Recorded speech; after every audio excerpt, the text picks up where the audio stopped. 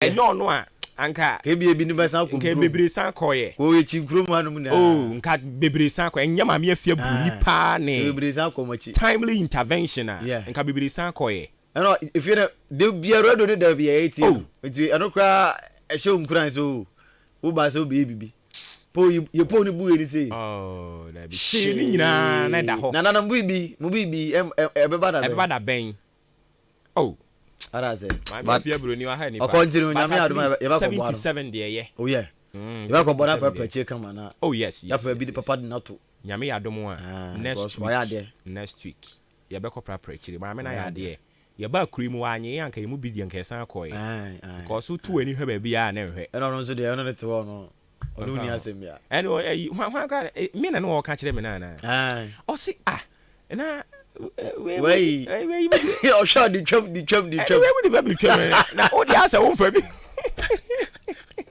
agwe chop we no chop roba no chop na jo o si we mu di we ba be wo bi ha ba o di mi hu so di bi ba o aden oh ma me afia bro ni erade nyankopon asamo erade mfa ne krensie oh yeah erade mfa ne krensie ti ba ko ba na ko kra erade mfa ne krensie ya yesenke ye to ayi legis crowd ya man ya to sneakers nanka ja ye ko walker no wedi mu bisa Ahenkan de oni ya di ni yi dabi aman krofo tie papa erade nyankopon chechire na abusi a je redu na duma enso bi mu e shop no kai so obedo no matum se da ile ne nana ne time o pe no no obebi kwaku ne bi ala je prepare je no so no wada je onye akobra redu na dum si wo maami ya mani pyra ho redu no de bi esisu kana papa de start dum me ba adwuma sa na wa so si so wo ye den abeti de ye ka wa dum no isi ya dum cobra me kwaba abise chia mu ndano pa ne mo kwaba mbra Ahenkan 93.3 FM so mrana so se dia gudi mu sem ebejamo e wo ma chenjumadi kese no enso so abusua konini na ene yake ntoma abani ndano pa de dwumadi no ereba abesom wona fe bia enso akoyie papa ede amawo Joshua Kwabena ajenim Raymond Ashitetete Bernard Mawuli Boto ena fe Daniel Denchi enso ehwe chiri na afa bobo enini na enso de mame ene anopa midin ede Kofi ajiwi age enina ene yake ntoma abani ede dwumadi kese no eba abesom wo e ma che dwumadi kese no enso eso aseda kese enko enfama Jubilee Hospital ene anopa Jubilee de down ba ye ka ho asem enso edecheo dani echemu Jubilee Hospital na fe unyarewa enko yie ene wa pomu de honsem ni na no ko na fe empenufo enhwamboa na bibia enso enko yie papa emfa ema ampemfo no titiriu eno antenatal care odani echemu Jubilee Hospital aso ya Dr. Sekukudam midwife Kukudam nurse for Kukudam ho eni ti o mehwa bo na bibia enso akoyie papa ede amount sanso ena postnatal care no eno about time for ni woni obadi ni na wona woni echemu Jubilee Hospital aso ye na fe woyin ene dia ka cheni na di polio aduro no abeso bananum ama honde agina so se twe na bia so akoyie papa ede amount theater no eso aba we ultramodern wana na se machines ahodo ene niam ahodo na ye dia ba operation bia surgery bia ye beye enso ede amount na de twa ewo ko a enso sebio e bia de no ayetwo ye beyi ni kama apraprate ama bia enso akoyie papa enso ede amount ode no aye kompo ena be se omnimu wakwa onyaduro de ni Echem Jubilee Hospital na fe ye hwe enye surgery no enso emfama entuase na bia enso nkoyie papa emfa ema eye clinic no enso de ba Jubilee Hospital aso ya kwa bibia enso betumi aboa na bia koyie wani hunyarewa bia glaucoma na de ne behwe enso de ma ebia ete ena enso ni so apesa yo operation ifiwa a de oni Echem Jubilee Hospital aso ye na fe bia enso nkoyie emfama dental clinic no enso ye wosen ye behwe wosen ho dwumadie bia tu enso de ma okaka eneka de ena ya kaka de oni chemo e Jubilee Hospital na fe okaka no ye tuase ena bia enkoye emfama bise oska na se oto number gufie na ose ya nya bia betumi enso atwo nu mana yi enti Jubilee Hospital aseye na me kamfo ede ama diabetes ene de aka cheni na enyarewa bia de Jubilee Hospital aseye na so mo hwa boda bia enso akoye papa edema enano pa makamu asem no enso ede achaw dani chemu achem da uduru achem da kase opa Jubilee Hospital ya jidin eni nti obia eni ho be chere afi bia so akoye ede amawo eye odan abobo kwantempon no so abobo road use a ena se obehunu eye Jubilee Hospital enso aso ye amantra bridge ne so a wonsabo nkum so for dan ba na se Jubilee Hospital ebo se tafa de oni echemu aduro bia peso to bia no pharmacy nso ye bia ni tafa 24/7 ye adwuma ko ne ko pa duro bia to na fe bia enso enko fa emfama 0244 575799 0244 575799 0241 784645 Jubilee Hospital number offer Dr. Penny Ejo Sonu Edin Komo na fe ono aye na bibia enso akoye papa no ede amawo Remen Barbering Saloon Samen kan fetchao ende anopay da ni echemu Remen asoye na fe omusiesie otena bibia enso mfama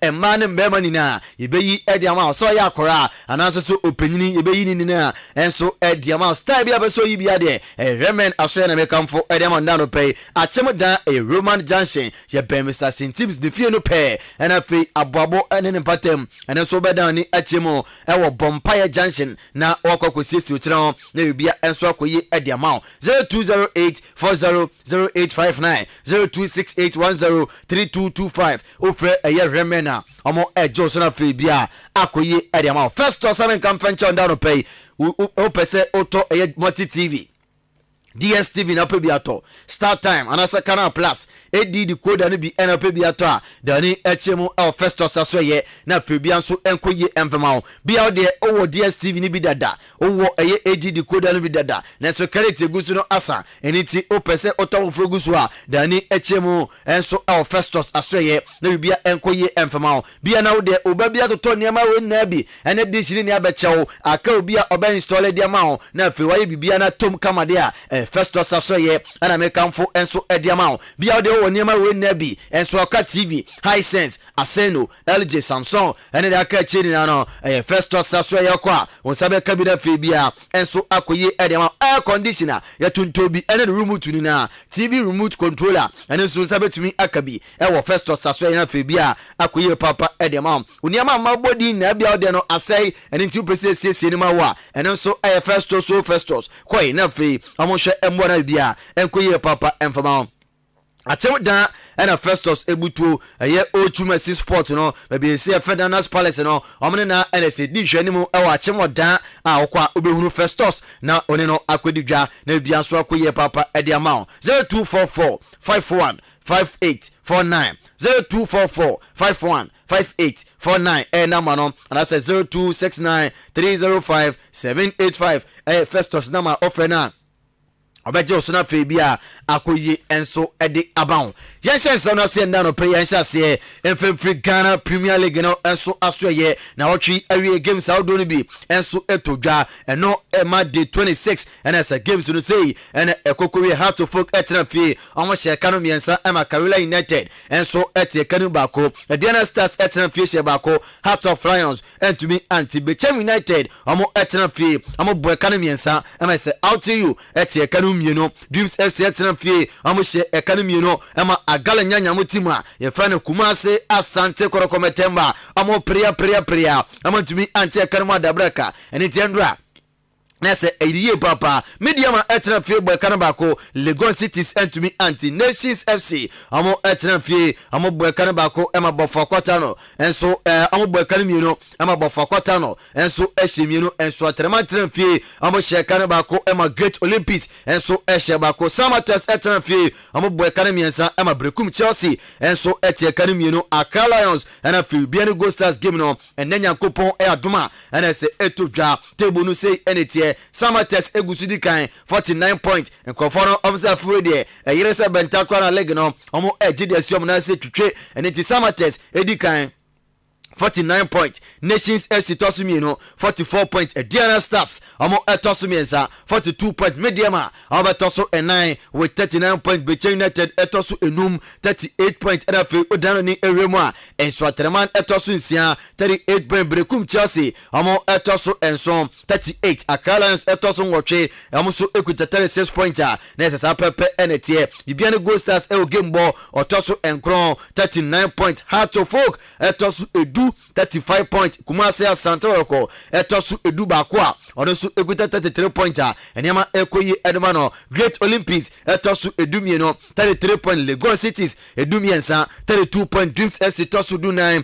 ekuta 31 point. Bofakwatano watosu edu enum 30 point. Carolina United abetosu edu nsia ekuta 30 point. Heart of Lions etosu edu enson ekuta 35. NFA out to you enso etwatwa omo ekuta 25 point enso e table no so enano pay dem komono edi ejaw division 1 league games no say NAC ekoye atom divisa etemfe ehye kanaba kunania enso entumi anti odani eremu na se atemda Kotokurias endra omo yamade akrofona KK omanim no afiwe enema nkoye kura Kotoko enfe Kotokurias no enema sere nkoye eniti Kotoku etemfe enso ebodro and still believe enso ebodro bia entumi amfabo Anthony Nyankwatena Hokwa United etemfe ehye miensa na God etimi bako susubiribi ehye bako mo United enso ehye bako Vision FC etemfe amohye kanemi no Accra Athletic entumi anti kanema dabraka awdani echemu a nese eye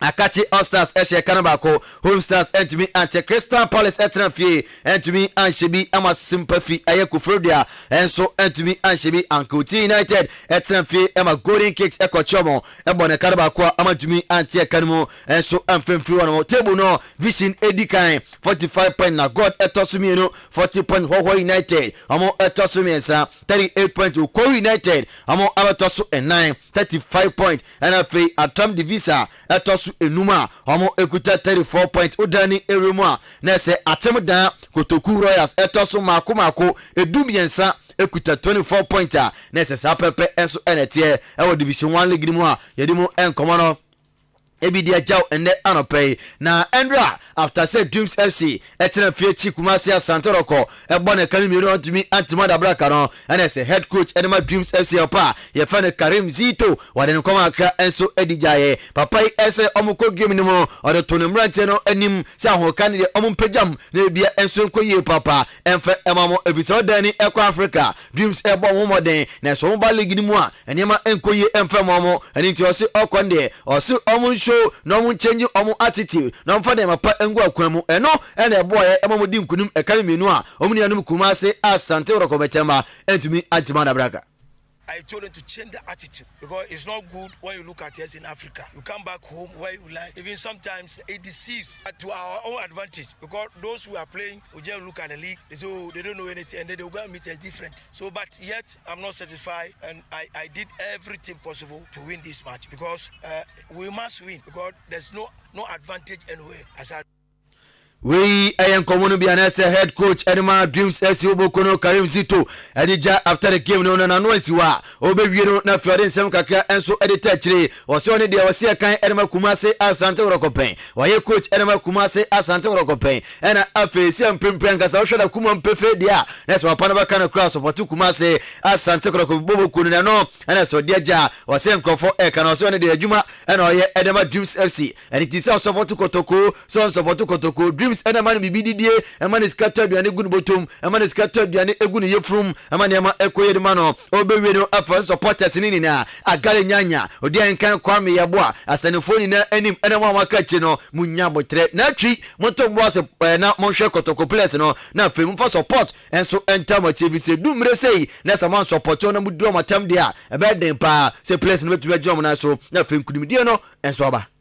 I'm not too happy, but as a professional coach, you have to because at the end of the day, they pay me. But all what I want for them to understand, this is something called a change of event. It's about moment. The moment we are in now, they are having a bad. So all what I would like the supporters to do is they should not, the way they were hooting and shouting at them brought in the psychological point of coaching that fear of failure can let you fail. So when you don't take time, this fear of failure will let the players feign injuries because they are afraid to come, and then when there's a loss, I would like to take this opportunity to plead to our supporters. Now we should forget about it, try to end it. We should make peace with reality. The team is not in good shape, so the shouting and the hooting will not bring it back. But patience and focus can bring it back. So I'm pleading to them. We commander head coach Edma Dreams SFO Kono Karim Zito Edi Ejaye after so much Kumase Asante Roko Ebone Karim Yunua I want to me Antima Dabraka Yeneni Enremo El Kumase Asante Roko so ni komo efim formo informal assistant coach no David Okulu so eka na sam kaka Edi Jaye Enre Karim Yuno pe na fe amani so time omne no ena se komo de Jaye enso so kotoko players no omo like confident papa FCC abambu na ba eni nti omu gyinamu no mu sia kan na so mu nina awon amagye se dreams e koi yentumi ending kunim eni nti amfa no de se mo beka na achom no bibia etumi nkoyi emfa mo na so osi ensiwa fisa abrabo no etofo mo a na sanso asore kakra eni nti omni players no ending komo se mripam eni betumi adane de makuma se Asante Roko bobuku no na obewie no na fei osi nyankopon enso eya doma na some next game omne samatesa omna league no omudi kan ombo okuma se babanya na sports stadium no so osi agirisa bentam yeah, it's very difficult. This is football. Sometimes it happens. You know, when you are losing, mostly confidence go down. And you can see it in the first half. They are panicking and they wouldn't play how you and I know them to play. But the second half, I've got pep talk and the injuries like Blay, like Bones, they are all injured. I will still go back and work and if we will play the way we played the second half, I think we can turn things around. Second half today, they were not bad if we will continue like that. But there is a bit leakage somewhere. You see, midfielders linking with the strikers, giving those penetrative runs is lacking a bit. We will go back and work on that and see we will get that in our next match. I think if we get that, we will get the goals. We will go back to Baba Yara. That's our home. And if we want to change these things, these happenings around, then it should be Baba Yara on Sunday. David Okulu komoni bi enso adana obewie na fei osanso edijaye supporters no edum pempenso bi anase omuremu a na omo amotumi bo wani akoma o games outdoor kumasa Santoroko ebono na he who na moye no embo akoma players no esamakoma enso ntomyem o se omtumi diatam o se play waji bona supporters no omo edina tap ehuro mo eno so kampi ena embo kumasa Santoroko players no omo tumi endam na so ending kunim. It affects the boys a lot. They have family members. They also go online on social media. They see things. And sometimes, psychologically, they get the effect. But we will keep talking to them, psyching them, for them to get back to. Because they are the same players who won 8 matches continuous. So they can still do it. We commander's assistant coach Edema Kumase Asante Roko no David Okulu enkomo after say Endra ya chiomo ebone karim yunua amantumi Antima Dabraka enso ormo yenani na fe yembra impotema ni emedi nkumaka enso emfama de adoni enso echiremo ewo third division na say games outdoor brina ena etodwa we enso Atimansa division 3 league no games no say ena result no ekowie Buga FC Etrenfi amo share kano bako na red talent enso share kano no Vision FC Etrenfi amo antumi anshebi Lion Babies ekobomo ekano enaya amo tumi Antima Dabraka enra ye mikromudwa enkudimde no eko edemo papa amo damani ewremo enso our achimchia amone Atimansa SC eko boy Emma Republicans for echemo opone kanemienu a amantumi Antima Dabraka Orlando enso etra chim dan kwanta entumi anshebi ana fe Danford FC enso entumi anshebi a we games outdoor as a division 3 no etodwa our Atimansa district ni mu a yedimu enkomo ede jao Brim Central Juvenile League enso say ana games no ekowe ye Jamaica etra fe amo anshebi ama End Voice Academy Eshom Academy ensa amantumi Antima Dabraka Jamaica under 13 amo eso etrenfi anase under 17 no amo etrenfi eshe Academy ensa ema Envoice eti Academy bako Jamaica uremo anase under 15 amo etrenfi antumi anshebi ema Envoice ebon Academy no a amo antumi Antimu Dabraka odani eremrese battle eso etrenfi we under 17 Emma Shaw Sporting eko chombo de kanaba kwa amantumi until beto under 15 tremfi amoshe academy no Emma se Shaw foi enso ete kanaba ko beto under 15 etremfi enso antumi anshebi Emma se Shaw for ko bona kanaba kwa amo antumi ante overcomers under 13 amoshe kanaba ko Emma Red Lions enso eshe kanaba ko overcomers under 15 amo etremfi amoshe kanaba ko Red Lions eko bona kanaba ensa amutumi etimu bako NFA overcomers and 15 esantra fee ama say Red Lions for eko bomb kano 9 amutumi antimanda braka we game Saudi na say todwa edemo enkomo ni bi no edi eja wo na dani ensu remo awo Kefet League ni mu a game Saudi brina ensu etodwa na achem aboabo empatema na Saudi a endra aboabo sakasaka park na so na se game kase pa etodwa ema saboabo etena fie ema eyeboboku a ana se Kefet club a ye fan ochema Kefet ebe chiomo epo ne kana miensa ema se omutimba ko no na se after the game no coach Edema Ocheman ye fan Emmanuel Osebonsu ai se nkofo na efan Sao Paulo wade no komakra enso di jaye oso dani eroma se kotiza omo mpatem wan na de ono ena wosoro ne modebo no eso ni ye papa woso no tactically wosu de akonanim eni ntiesi ano uremu enso okifiti nimu dana so no washada esu de papa ye ama bia ekoye no ena boye ama se omochi aboabo active epone kan biensa omo timu bako. My team performance there. I na me share player after player. We beat say the must start no. Na me reserve will be swat as because me share the way game in the corner and then me ideas and me to me there are super changes in my equalizers in by and you know me there be players na me share and a game no the way game in the corner and I'm steady na me say this how the match is going to end. I say he has strength striker and I see he has skillful and I see he I mean maybe a free kick taker or set pieces taker the other made in so that's my secret. Opponent in the performance and I'm to me I be a fan. Opponent in the performance because me last in the defenders not bra me a kind of player was me the neighbor no best start game in the moment. It's me secret be I just read the game.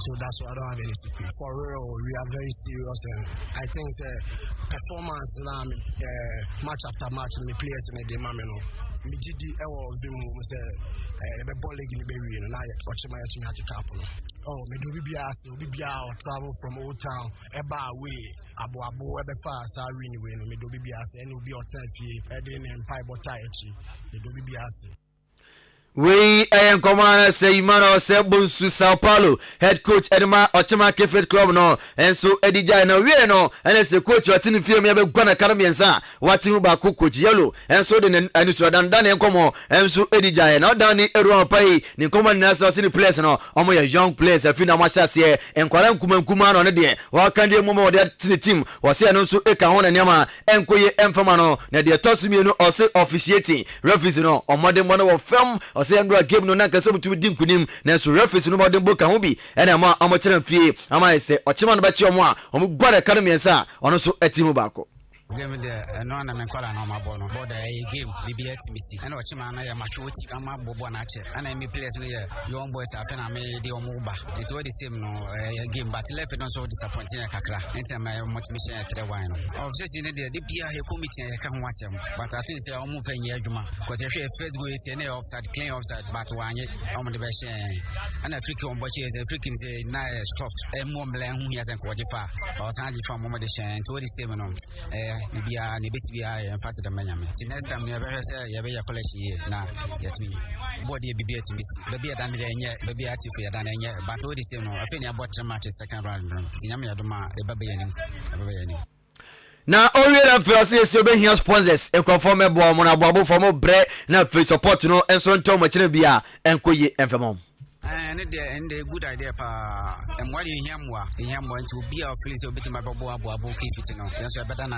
abo for fans no the supporters no like say yes ni the one fan ni share another match no and body be at me see and say I share no just team na go and say rom say next match they be kwa we hear support now me that support here we abuabo Kefet club enso enkomo head coach no coach yalo nkomo enso de aja kuma bi amanone na femfa nsam no enso mfensi odani echema select odone todwa League NL France no say NC kwa Monday 29 met etena fie academy no ema Lens eteka ba ko dani stroke back ebo academy ensa Rams enso eteka ba ko Rennes etena fie omo she ba kuma Toulouse enso ebo academy no Le Havre etena fie Antimi Anshemi Nantes ebo na kana ba ko omo Antimi Antimada Clement Font Eshebako Montpellier enso Eshebako Lyon Ebwekano 9 Emma Brest enso Eshekanomiensa PSG kan 63 Brest etosubie no 53 NF Monaco etosubiensa onso ekuta 52 points enso ewo league table no so ade mon komo no Ade jaw ene anopai odani eremo e German Bundesliga na Monday 29 na so de obaje league ne de wa jewie enso anesa Osberg eshe Karmenu Junior Berlin entumi anti Karmenu Adabraka Borussia Mönchengladbach etnafi amoshe kanabako Dortmund enso eshe mienu Bayern Munich etnafi amoshe mienu ema FC Cologne entumi anti Karmenu Adabraka Bochum eshe bako Heidenheim enso eshe bako Mainz 05 etnafi amoboy ekano 9 ema wafia ete kanabako RB Leipzig Miensa Wolfsburg entumi anti Karmenu Adabraka Stuttgart Miensa ama Frankfurt enso entumi anti Darmstadt etrenfi ama Freiburg ekochoma bode Karabakwa ama entumi anti Adabraka na Endra ene se Bayer Leverkusen ama boy kanu enum ama se Werder Bremen entumi anti Karmenu Adabraka wei abwa ama Leverkusen omo ajelega no awie 79 points ama ajelega no Monday 29 and Bayern Munich etosumi no 63 Stuttgart etosumi sa 63 and 9 no RB Leipzig yademo enkomo no edi ejao Italia Serie A Lazio eshe kano 9 Salernitana etimba Lecce eshe bako ama Empoli entumi anti Torino anshebi Juve enso anshebi Bologna antumi anshebi Monza enso entumi anshe Napoli enso ene Bobo kwa ya Frosinone game no and so game no etu ede sheda ama se niam binti no enema no entumi ankoze Sassuolo eshe Academy no ama AC Milan enso eshe mienu Udinese eshe bako AS Roma enso eshe bako Inter Milan ebo Academy no ama Cagliari enso eshe mienu Bobo kwa ya feno aye Atlanta and Hellas Verona enso game no yakopa aduma ende ene se etodwa Inter Milan dikan 83 AC Milan tosumi no 69 Juve etosumi 63 Bologna etoso 9 ekuta 59 point enso Spanish La Liga Real Betis eshe Academy no Celta Vigo etimbako Atletico Madrid eshe Academy ensa ema Girona enso etimbako udani Romana se Mallorca enso etnafi etimi anshebi Real Madrid ebo makana bakwa Mallorca enso etimi ante Cadiz anshebi Barca ebo makana bakwa amantumi ante Las Palmas etnafi ema Sevilla Comona Academy no amantumi ante Granada enso eshe mino Alaves etumi ante Madabraka Bilbao eshe bako Villarreal enso eshe bako Real Sociedad amo etnafi eshe Academy no ama Amaria enso eshe Academy no ene nyankopon edno Sasuna etnafi ene Valencia ede Albani Madrid kan 78 point Barca etosumi no 70 point Girona etosumi ensa 65 NFA Atletico Madrid etoso 9 amo so ekuta 61 point el table no so EPL games no and I say, and a Korean Newcastle Tenafie, I'm a Shekano and I Tottenham was pay, and to be Antimada Braka, Brentford Eshemino, I'm a Sheffield United, and to be Ante Burnley Eshabako, Brighton Enso Eshabako, Manchester City, I'm Wakano Enum, I'm a Luton Town at Kanabako, Nottingham Forest Eshemino, Wolves Enso Eshemino, Bournemouth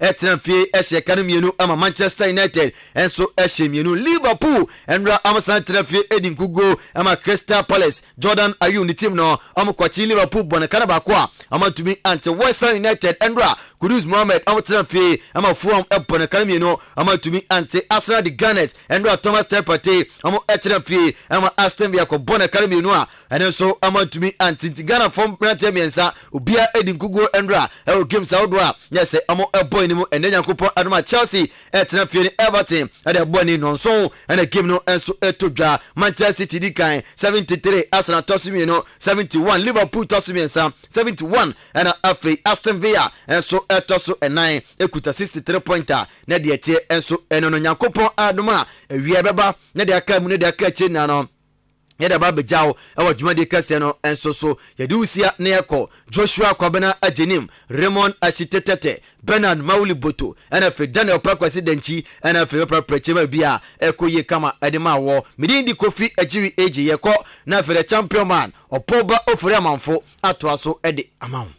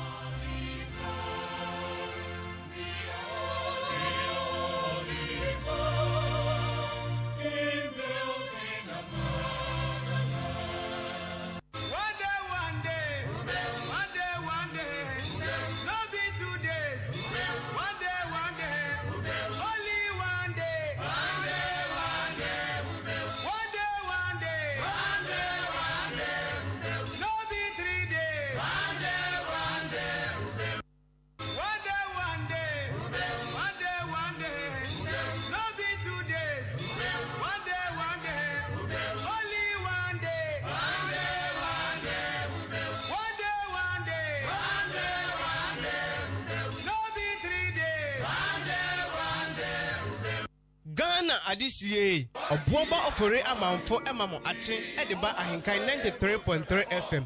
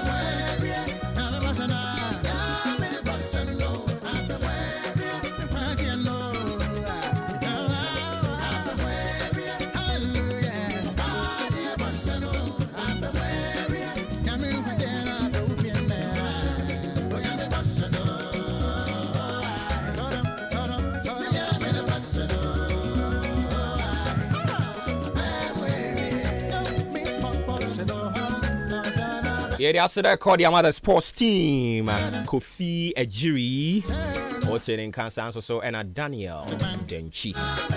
We produce soon.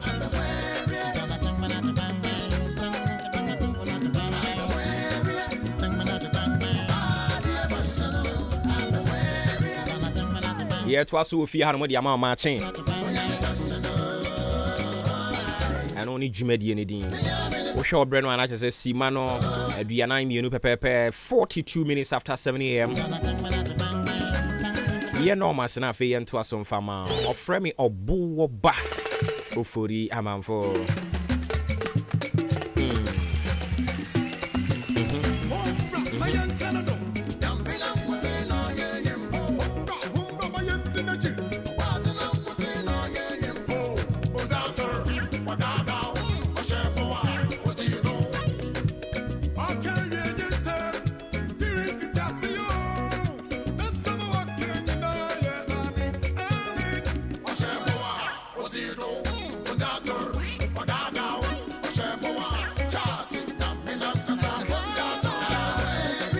So playing this song gives me a nostalgic feeling. I make somewhere 2009,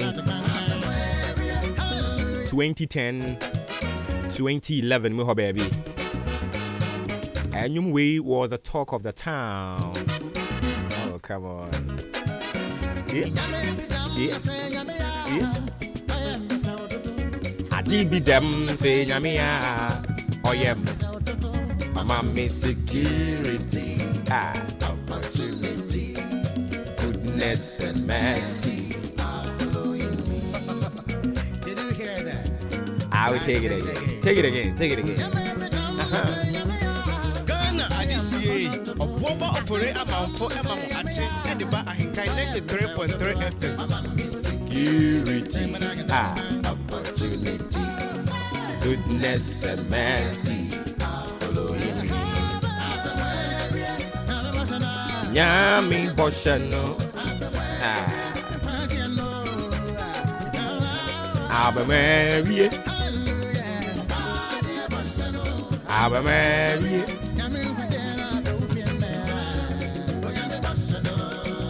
So I can see say April Bosumi Weno is well packed. In fact, I get overpopulated with a lot of birthday messages.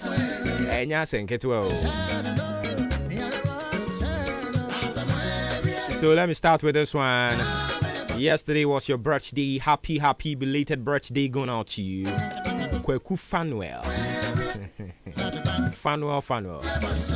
Happy belated birthday going out to you. One crying. Sounds so and I yawon chroma. Yawon chroma me no ka say unso wa UK. Yesterday was your birthday. Belated birthday going out to you. And my colleague. We so near a friend upon in Kroma.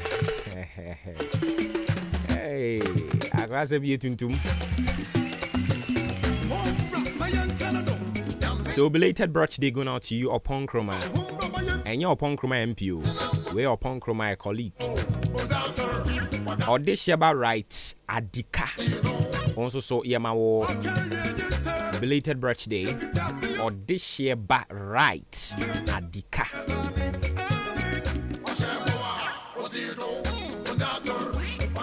Matilda Quino. Okay, we ne Kwaku rather. So Matilda Kwaku. Happy belated birthday going out to you. Raise one. Yesterday was your birthday, belated birthday going out to you. Raise one Vikas. Ghana Nibo. Ejarwa Rosina. It was your birthday yesterday, belated birthday going out to you. Or Hima Ajwa Papa B.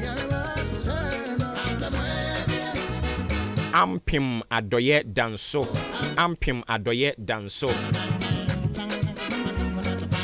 Samini Fosti. Okam Mubumu from Sam Fost. Intiendra na eye Sami Awoda. Ampim Adoye Danso. Belated birthday going out to you. Or Henny Banana Yawa Amwa. It was your birthday. Belated birthday going out to you too. Okay. Ye mami na yentwaso. Okay.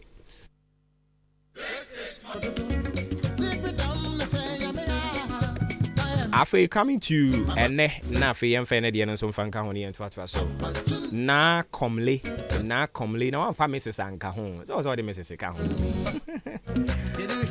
Enti Mrs. Na komle oforiata. Na komle oforiata. Also the ka ho. Mrs. Na komle oforiata.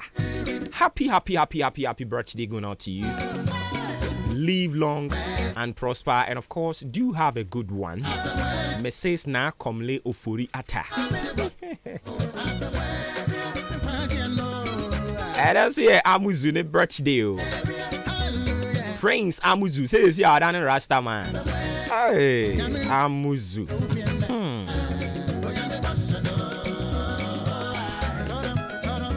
Prince Amuzu. Happy birthday going out to you. I'm doubting the age I'm seeing here. Susu Edit. It's your birthday today. Samuel Kisiedu. It's your birthday today. Owusi Authority. Inshiraba Hega. Veronica Jemfua. Oheneba Maakye. K. Andrew GH. Prince Opoku. Tete Oklo. It's your birthday. Happy birthday going out to you. Or this year by Yao Nate, Isaac Nate. Also, my happy belated birthday. And I feel international journalist, BBC senior journalist, Komna Adom, Kingsley Komna Adom. It was your birthday today, belated birthday going out to you.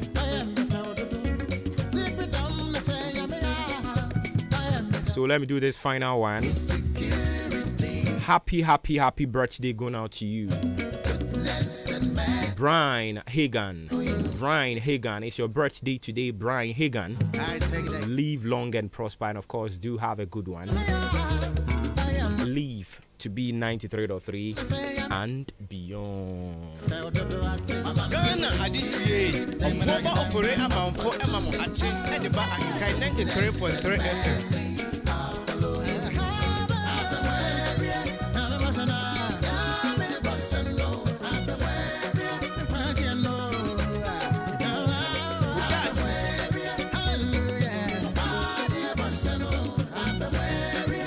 But my info would that into your brack into your foot in addition woman yamfan to us from Famana Fee Yamfa near Akanyina Enfan Kahon. I'll pay with that into Brofocasam. Yes, do not abort the process designed to give you power and success. Do not abort the process designed to give you power and success. With that into I'll pay near Yadinam Enono. We are brofo kasa ya de beba yan kasa yen die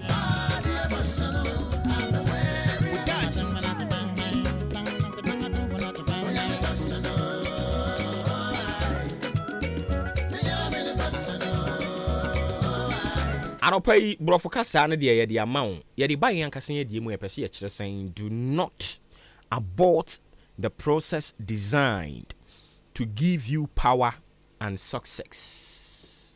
Do not abort it. Yen famra yan kasa yen die mu. Wa hye bibi ase, ade na wa hye ase no, wo gidie se ede wo be konkonim die mu. Wo gidie se emfaso be pie afrimu aba. Wo gidie se awurade nam so obema wo wa ye kese. Emfa ho ni ebesi. Do not abort that process. That process is designed to give you power and success. Nyabotre Enrana making kind obi ne story bi. Or say somewhere 2014 or ware na 2014 no ware ye no. Or ware be 6 years before 2014 no. Inti na warrior no for 6 years 2014 mu ho. Our warrior no FAC serious challenge. Serious one oh. Our warrior ni face serious ka kiti bi. Anke oh in fact was our warrior nkra gu wie.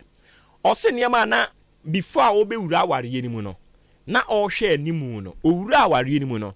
Ohunu sese yesoro nkokra. Akwa ti se nnua. Ohunu se wo ha akwaye no.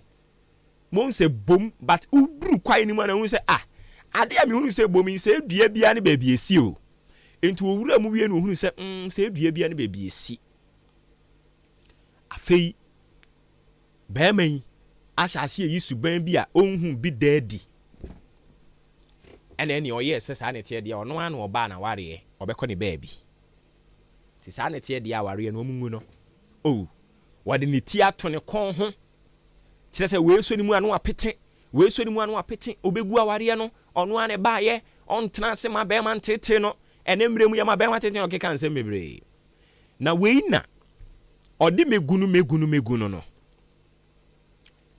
ena nadamfo baako oni ni di aware no nkomo nadamfo ni bi sa ne se na wabo wosofo ni wasore mpanimfo a ekoja awokọje aware no wabo mamane Osmina me mo bi amane is good. Na o maame no papa te ase osin an. Omukọ aware ni bi osi an. Wa bo mamane. Osmi mo bi amane.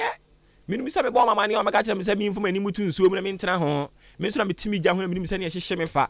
E no ne okeka nse bebre yesi ate. Na wei na ono ankasa te ho. E na se den na ba ne suo se den na ba ne suo. E no se ade ya me so me si meja yi. Me mo bom panimfo a madamfo yi bi sa me nyina me mo obi amane o me ma me kora nim me papa nim ma sofo panimfo nim me de anse mpese me kokko to ho ne ekugu no okay sa na tie dia me bom amane na emom amane ne me bom a me ma making me mind up already enti amane na me bom amane se me ana mo amitu ne nye wo mo na me ko bom amane se o mo mfa me mfa ha na mfa ha enti me de ma make up my mind already I'm just going to notify them about my intention to quit the marriage. And you're so okay. Into when no couple of software man no software so friend in paying for no more counseling no. And no software gene chirimu. I feel a church and in same moment say into when na wusu wuja wade and was say aye. Na say we dey betimi abo ho mpae kra manyame tibibia be ye kama o. Ye bisa no. Say eye de be ne wo hawo no. Maami ko kan ya ne hawo awade ne mu nyina ne ye bibi kitwa bi a wo ye me dan me nkan already yi so. No say don't worry. We will solve it. And then ya osofo ni members ni nkrofo no me ye counseling edim paibo so mu ene ne ombo mpaia the time madam ye chia ene ono ankasa madam no so gitu mu se e wo so de kompai bom ene wo de kompai bom ene wo bom mpaia urade jimi o ampa ene urade ji no abusua urade ji no ma sa ade no ana eha no a enu nti oso oja aware ye nyankopon yi firi ho siesie be ma no ma bibia ye kama no abusua anche Bema ni se me si fie bi kura wa ha no mu a me pese me de be surprise o ene de ma me no bema ni so me bi adwuma bi wa ha me pese me de wo na wo to ano ene de ma no ma ye we wa ha no mu pese se ni ye de ma no ma ye enti say ye kan na no crase do not abort the process designed to give you power and success. Say e ba ne so say akomo a no opesu ogya ware ni nyina no sa na yedie bia ben no enti to da bia ohu eto da bia yedie bi ben wo a utumu se honhom bitumi be bowura wo ma wa after say we ye bibia wie no utumu se na de na me nso kura ma ye yi hwe adwuma na nyai akake tuwe bi ni yankopon hira wo hwe awade na nyai akake tikiti bi na wo nhira na ba hwe adwuma no de wa sha ase a wo ye no emo na wo ton no banku na wa sha ase a wo ton no fufuo no hwe enyai school na wa bie no ankwala na mo ba na obo kena mo ba no yire wo ho enyai adwuma bi a wo ye ne saa brei adwuma bi a wutie mi saa brei awurade nam so be hira wo enyai emu amane dɔɔso emu ohawo no dɔɔso emu atete ne dɔɔso in fact eto de bi atimi tena ase wo keta so no adwen ho saa se nti adwuma yi mi ko bie bi na ye ana ma mie bi ananka ye na adwuma ba ko ma bie na ona ke wo chena ke of nti bi nya ya na do not abort that process.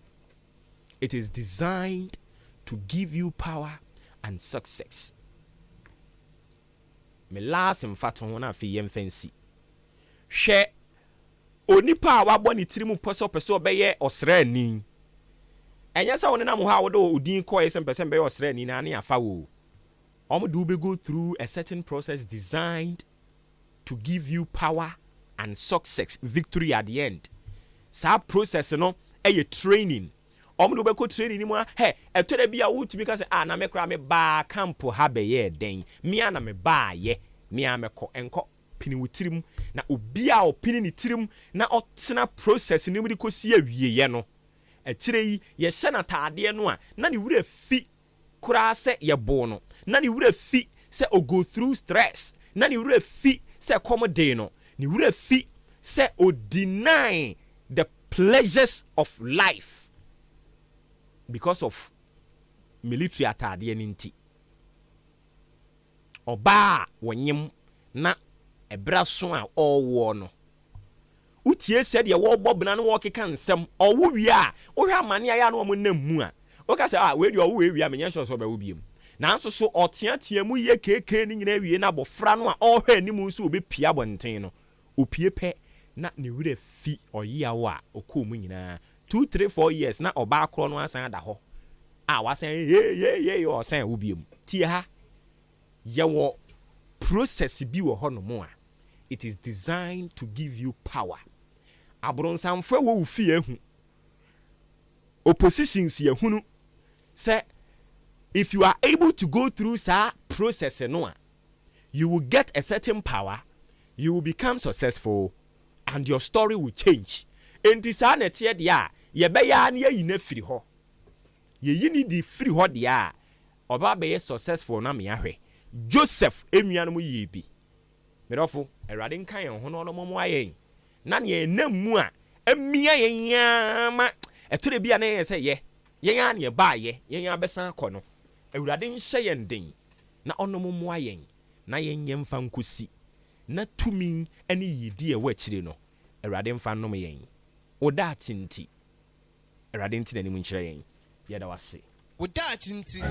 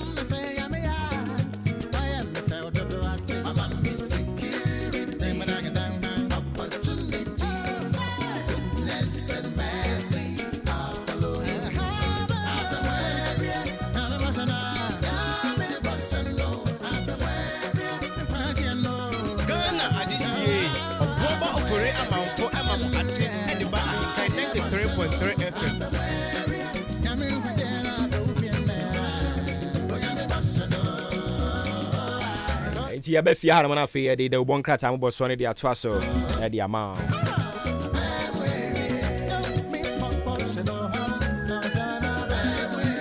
kwa pomboko acha pomboko na onso nyame adome nso me ho ye pa adwon pa bibia boko yankopon adaroma oye na afam die so so ho ye nyame adom enso ye ho ye ndo ba de ase sa weekend niam akose bibia hye ye de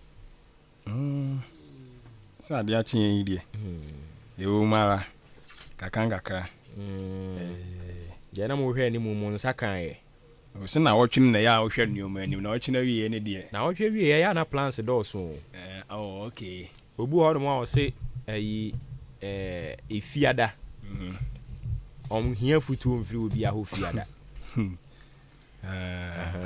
because yana if you weekend money be amomudi mo de raw ba ya na nkrofo bebre no ano omo agenda okay aya omo mfa ni agro kra anyways mo de na mo titi he ya o ja da bi dwene ye ho aba ni dai oba ni dai ana na ye hwa abatuo ni bi ai mami Cynthia Mamle Morrison walusu ni seat no Agona West na je say so aduru ni important mo no walusu ni seat no watena so sen nimba wa transfer che watena so ache oh okay onko no bi so mra bi watena so ache dia 2 times I will do 2 times oh okay but say omu change ono na nyo aba ne betimi age seat na ma omu ase ne how be any nyo aba no so friend Christopher Atta yeah Christopher Atta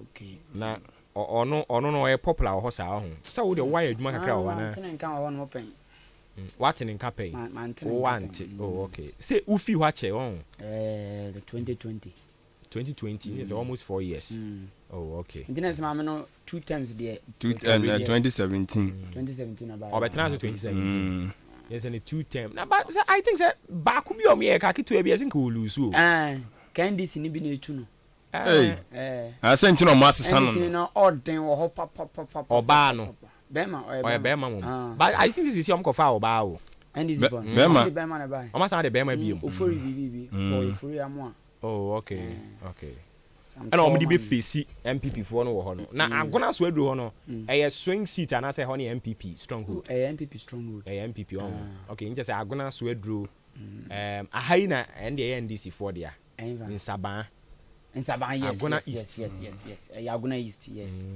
on there but I didn't answer by almost crying your papa sa. So mamma no ade one omo eye kwan ne nyefan. Na mintu. Na mega so koso. Eduru bi o say wo kan wanu tum. Na unsu wura ho bi wo for madam for do ho hye wo mo a. Onkrofo nya kwan ase beboa wo. Because ya wura ho. Aguna East constituency so wan no ankasa no. Omo ni akwan ye papa. Omo major road free across so. Ekwa aguna so aduru kronim. Hwe kwan no. Enya te say enya say bia beka say baabi ye kosi baabi o. Omo den de enya from across so. E de kosi in Saban street. Ya wura ho sem. In Saban so konso sa. Hono so sa.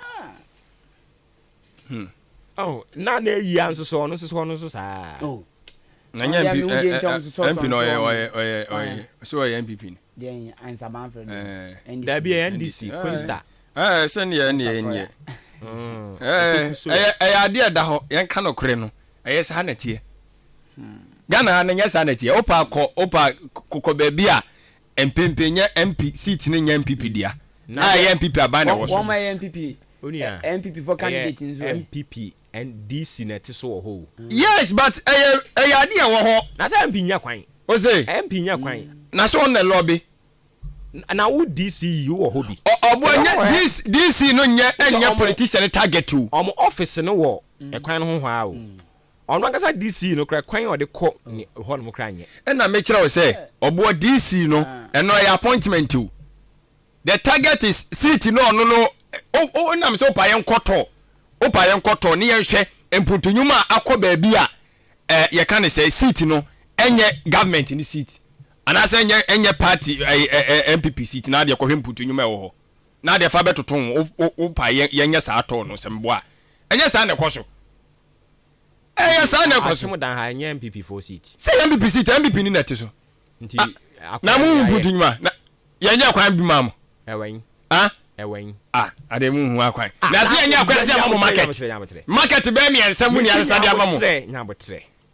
Ghana for ma observe say we Ghana for ho say doors dodo. Sesen. Ana na Ghana for mo mpa question bisa. Ye bisa question na mo adwa. Na question bisa na manya no. Bi bisa say. Eden na ha no mo aye. Ana magbo bi a kire o. BCD. So amamu market amamu. Minim. Dia kan kwa so market. Na se ni nya ye mputu nyuma ni bia. Me dia me target no nya. Kwa 7 ye ka sisi ya. Se odan ha MPP net so. Omo akwan ne de he na o maye question na me bisa. Na me che say me dia na America no. My interior. No na asa. Interior. Ono de ne interior. First one no ye Lands and Natural Resources Deputy Minister. So hu. Na watena kunyan so I think say be 3 times the same. This was MC or ho so no so MPP ni. But ko omo constituency in Grand Friend saying. Gomua Central. O de kokko fa Gomua Central na kokko.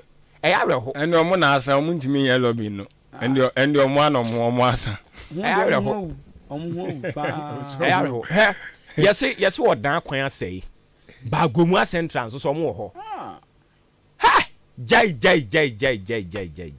Ye kofa me kofa ho de ko enyan. Me kofa aguna so edoro mu ha de ko enyan. Na odan am okay odan ye ngugu bi mam. Na se Roma ho se hine ye ngugu ye. Yi SDA ho ye SDA. Ye ngugu mam. Kwa we atwamu ko enyan pipi aban ba na obeye. Gomua Central. No ko kra me nwanwa mpo anofe. Mani bra mu bubu na dem bo enyan no kra. Me nka sa mo bo. So no busa me say me mu bo kwa bi na me ma ye. Lebi ye. Enti o ma ye asphalt ama wo mo. No nya aban pipi aban. Okay. Na den bi mu. Akwan no. Na o ma ye SDA. Na unim ade abi. Ewe mo no unim de ya ye ensemtwofo ni bi. Sa Aguna West ni Gomua Central unim de ya ensemtwofo. Yes o dan de wonka. Ejamo won tumi nka hwe. Ayi akwa yi ni o report to the man ayi. Na no ne menene ne call enyan ho. Nya twom nko a. Menene call enyan ho no mo. Na ye ka say seat we de e wo say A+ eje. Be he. A+ o he eje. A plus ntimi nyi seat ni say oh nya na o sha se so to ho na me hu say onya bita free na om de ne sopi o ebu da so ankasa so our target drip and say ye enti okay there so that's it na show working ne se onum na nam wo firi gado chimi nim bebre and America say onu ni nim show working enti gofo no pa wi anwumre nipa ni edi nsehun kra na ye kanfo no I don't some cranny but like on a more serious note na year constituency enye omo bre omo bre this ya one na say okamafo no mum na enjoy okamafo no enjoy kamafo Jesus I don't enjoy but me bomb pie senka A plus e him say city no now one me form your man A plus ana enipa hu obra me no ade ono ade oyo de bono asafo hina ye ne de eye se mafa we adwumam mafa we police eno pa ni ade a oh yes na mafa adwumam aseye adwen da bi en de wo ye mpi no ada kra be mo bia ye o call the constituency wo ye mpi no ada kra be nya bia o call the constituency ania ayi kusi kan ye nkomo ni na ba mu se ti se bia nka odan electoral area bia ye so call electoral area bia ene wa me afa nipa wo ho no mo a mini abase o ma fa fire service na zati ayedidi am yedidi se now mini abase go na obo sound strategy on say eyenga kan gakra eto me fund policy na wo ye no so me nka so mo kwan no mo ye no kwan na ase no ma wonye but you said that is so a say wo mo a wo boa wo mo no omo so wa adwen pa omo so betima beboa ma ya chichiri kuru no that's how we say ye ko ye wo den ya da bia ye kan see